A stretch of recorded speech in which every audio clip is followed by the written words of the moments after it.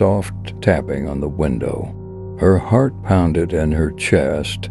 She lived on the third floor.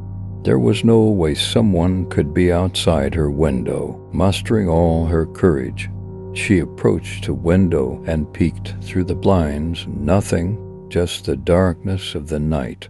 But as she turned away, her phone buzzed on the nightstand. A new message from Matt. "Did you hear that? I'm closer than you think."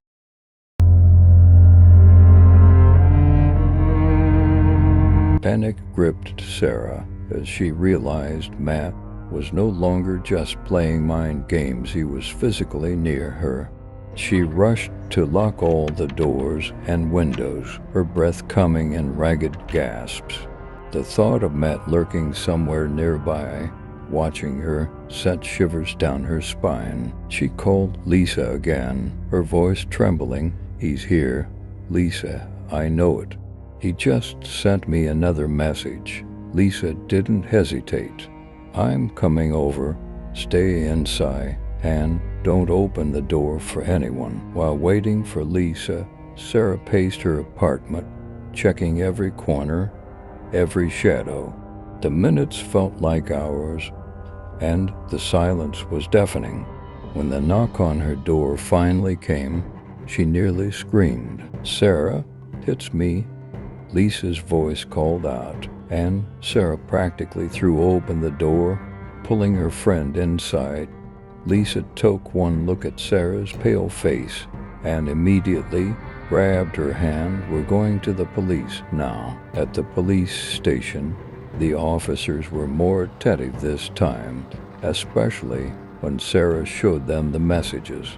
They took her statement and promised to increase patrols around her apartment, but they couldn't offer much more than that. Without concrete evidence of a crime, their hands were tied. Feeling somewhat reassured but still on edge, Sarah returned home with Lisa. They decided Lisa would stay the night. Strength in numbers, after all. But despite the safety of having her friend there, Sarah couldn't shake the feeling that something was terribly wrong.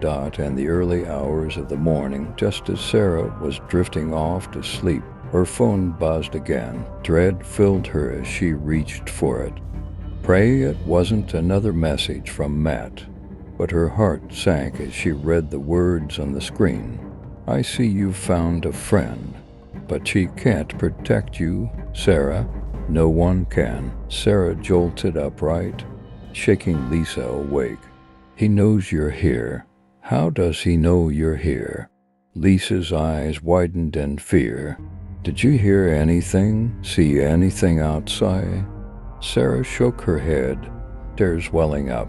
"No, nothing. But he's out there, Lisa. He's watching us." They stayed up the rest of the night, every creak and groan of the apartment amplifying their terror. But as the hours passed and dawn broke, there was no sign of Matt. Had he just been trying to scare her, or was he really out there, biding his time? The days that followed were a nightmare. Matt's messages became more frequent, more menacing. He sent photos of her walking to work, her favorite cafe, even the inside of her apartment, a shot of her sleeping in bed. Sarah's world crumbled as she realized he had somehow been inside her home, watching her in her most vulnerable moments. She installed new locks, cameras, anything to make herself feel safer. But the fear was always there, gnawing at her sanity. The police continued to patrol, but Matt was a ghost, always one step ahead, never leaving a trace. Then, one night, the messages stopped. For 2 days, there was nothing, no ominous texts, no signs of him lurking nearby.